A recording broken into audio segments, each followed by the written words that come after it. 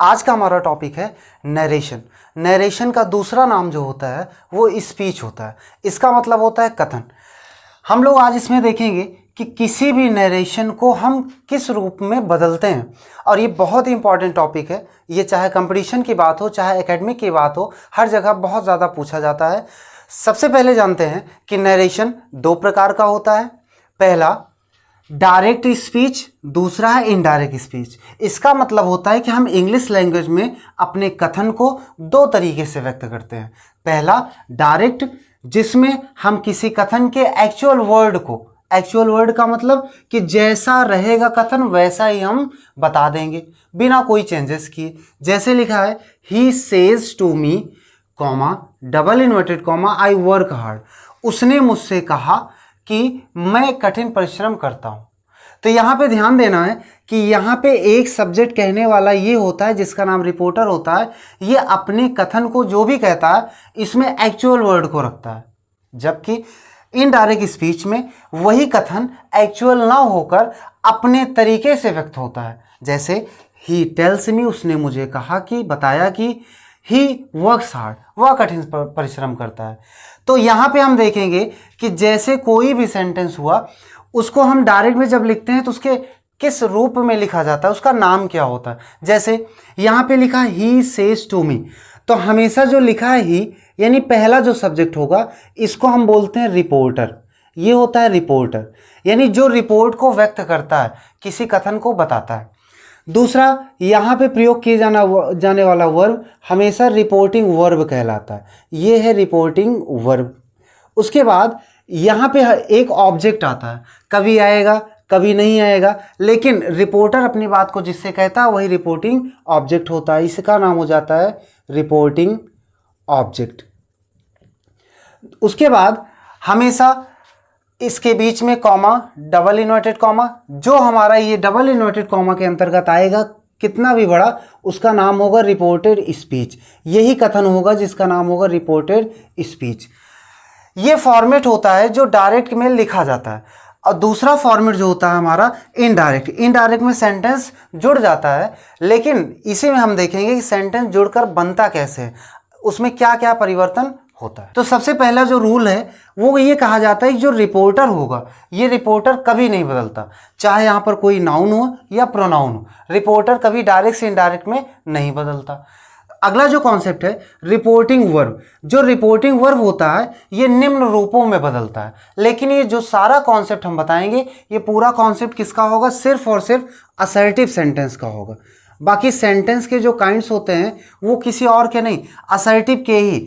तो reporting verb जो होता है ये निम्न रूपों में परिवर्तित होता है। तो इसको हम देख लेंगे, ये बहुत लिमिटेड है। जैसे अगर से आया तो इसको हम से में ही बदलेंगे, अगर सेज आया तो इनडायरेक्ट में हम सेज लिख देंगे, और अगर सेड आया तो इनडायरेक्ट में हम सेड लिख देंगे। लेकिन अगर इन्हीं के साथ टू का प्रयोग होता है, जैसे से टू, तो इसका हो जाएगा टेल।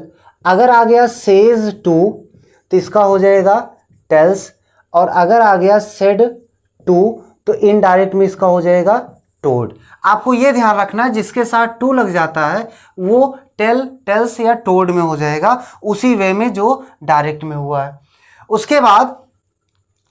इसके बाद आता है जो रिपोर्टिंग ऑब्जेक्ट में भी कभी दिया जाएगा कभी नहीं दिया जाएगा, और यहाँ पर भी है तो नाउन हो गया तो प्रोनाउन, लेकिन रिपोर्टिंग ऑब्जेक्ट भी कभी नहीं बदलता। इसमें भी ध्यान रखना है रिपोर्टिंग ऑब्जेक्ट वैसे का वैसे लिखा जाता है।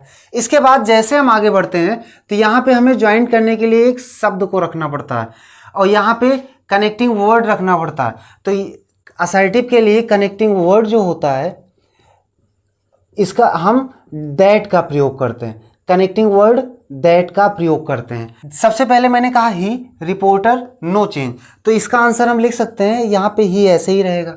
फिर यहाँ पे कहा सेज टू, तो रूल के अकॉर्डिंग देखिए सेज टू यहाँ पे है, तो ये सेज टू बदल रहा है टेल्स में, तो यहाँ लिख सकते हैं टेल्स, ही टेल्स। फिर मैंने कहा रिपोर्टिंग ऑब्जेक्ट जो भी है ये भी नहीं बदलता, तो ये ऐसे का ऐसे लिखा जाएगा, तो यहाँ पे हो जाएगा मी। क्योंकि असर्टिव है तो connecting word comma double inverted comma हटा, तो यहाँ पे क्या लग जाएगा दैट लग जाएगा। उसके बाद यहाँ से हमारा रिपोर्टेड स्पीच चालू होता है, क्योंकि रिपोर्टेड स्पीच को बदलने के लिए हम मुख्यतः 3 नियमों का प्रयोग करते हैं, जिसमें से पहला है हमारा चेंज ऑफ पर्सन, अर्थात इसमें हम उन सारे प्रोनाउन को पढ़ेंगे जिसके अंतर्गत हम पर्सन को बदलते हैं। जैसे आप जानते हो पर्सन भी कितने प्रकार के होते हैं, 3 प्रकार के, first person, second person, third person. Second हमारा जो आता है चेंज ऑफ टेंस, हम इसके अंतर्गत देखेंगे कि रिपोर्टेड स्पीच में टेंस, कौन सा टेंस किस टेंस में बदलेगा।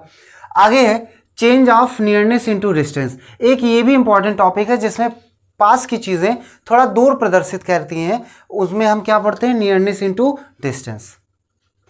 रिपोर्टेड स्पीच को बदलने के लिए हमारा पहला टॉपिक है change of person. Change of person के लिए आपको पता है, क्योंकि पर्सन ये प्रोनाउन होता है, तो इसके लिए आपको ये जो टेबल है, ये प्रोनाउन का टेबल आपको याद करना पड़ेगा। और इसमें आपको एक रूल याद रखना है कि अगर कोई प्रोनाउन, केवल हम रिपोर्टेड स्पीच की बात कर रहे हैं, अगर प्रोनाउन फर्स्ट पर्सन का आता है तो वो सब्जेक्ट के अनुसार चेंज होगा, अर्थात रिपोर्टर के अनुसार। यानी इसमें कहीं पर भी प्रोनाउन अगर आए, अगर वो फर्स्ट पर्सन का प्रोनाउन आता है तो ये सब्जेक्ट के अनुसार चेंज होगा। सेकंड, अगर यहाँ पे कोई भी प्रोनाउन सेकंड पर्सन का है तो ऑब्जेक्ट के अनुसार।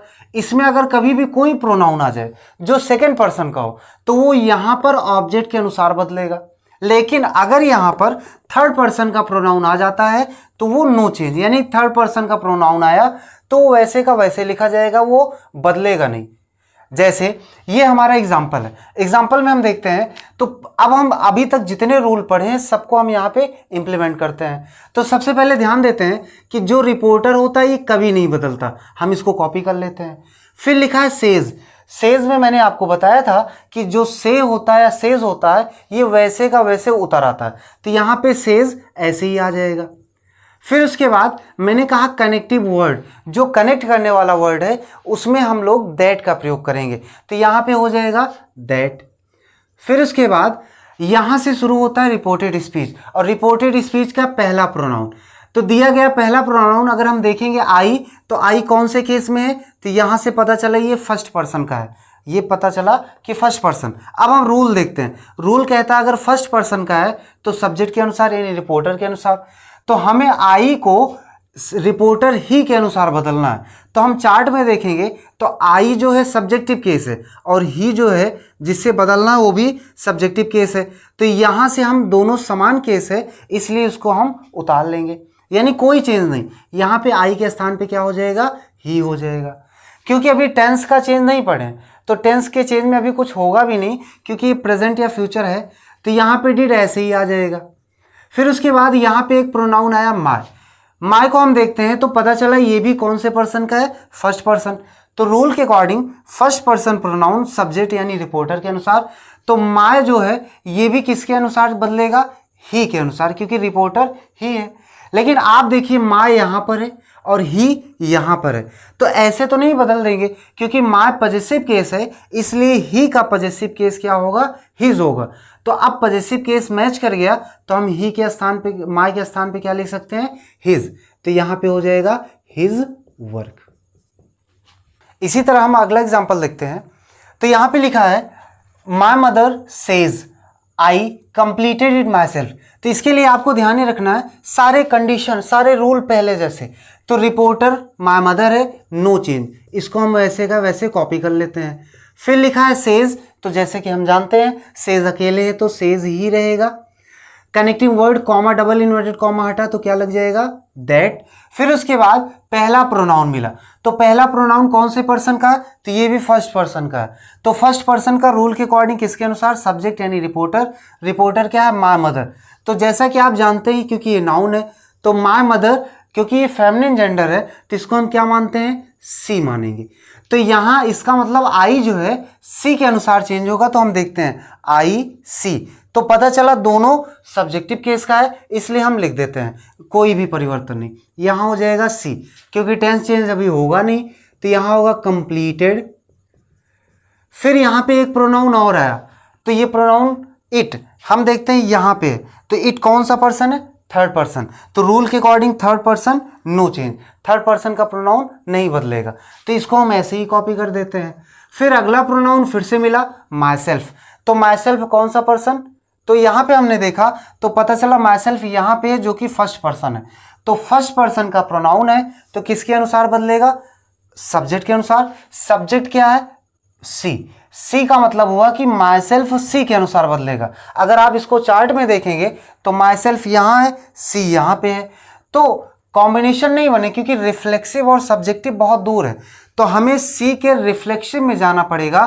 तो हमने देखा सी का रिफ्लेक्सिव है हरसेल्फ, अब इसके पैरेलल हुआ तो माई सेल्फ हरसेल्फ, यानी रूल के अकॉर्डिंग माई सेल्फ किस में बदल जाएगा, हरसेल्फ में बदल जाएगा। ये अगला एग्जांपल देखते हैं जिससे कि हमारा प्रोनाउन पूरी तरह से क्लियर हो जाए। जैसे लिखा है सी सेज टू मी, वह मुझसे कहती है you do not play with your brother, तुम अपने भाई के साथ नहीं खेलते हो। तो इसका हम चेंज करेंगे तो पूरा वही कॉन्सेप्ट, सी रिपोर्टर है इसलिए नो चेंज। सेज टू हम पढ़ चुके हैं कि किस में बदलेंगे, सेज टू टेल्स में बदल जाता है। मी ऑब्जेक्ट है, no change. Comma double inverted comma के स्थान पर दैट। यू कौन सा पर्सन, सेकंड पर्सन, यू कौन सा पर्सन, सेकंड पर्सन। हमें ये कंफ्यूजन हो सकती है कि ये ऑब्जेक्टिव केस भी हो सकता है, लेकिन नहीं, सब्जेक्ट के स्थान पे है तो सब्जेक्टिव केस, अगर ऑब्जेक्ट के स्थान पे यू होता तो ऑब्जेक्टिव केस में होता। तो यहाँ पे यू सेकंड पर्सन, रूल के अकॉर्डिंग सेकंड पर्सन, ऑब्जेक्ट के अनुसार ऑब्जेक्ट क्या है, मी। तो यहाँ से क्लियर हुआ कि ये जो यू है ये मी के अनुसार चेंज होगा, क्योंकि आप जानते हो ये सब्जेक्टिव केस, ये ऑब्जेक्टिव केस, इसलिए मी का सब्जेक्टिव केस क्या होता है, आई। अब ये पैरेलल में हो तो हम यहाँ क्या लिख सकते हैं, आई। फिर उसके बाद यहाँ पे लिखा है डू नॉट, अभी चेंज नहीं होगा, ऐसे ही रहेगा।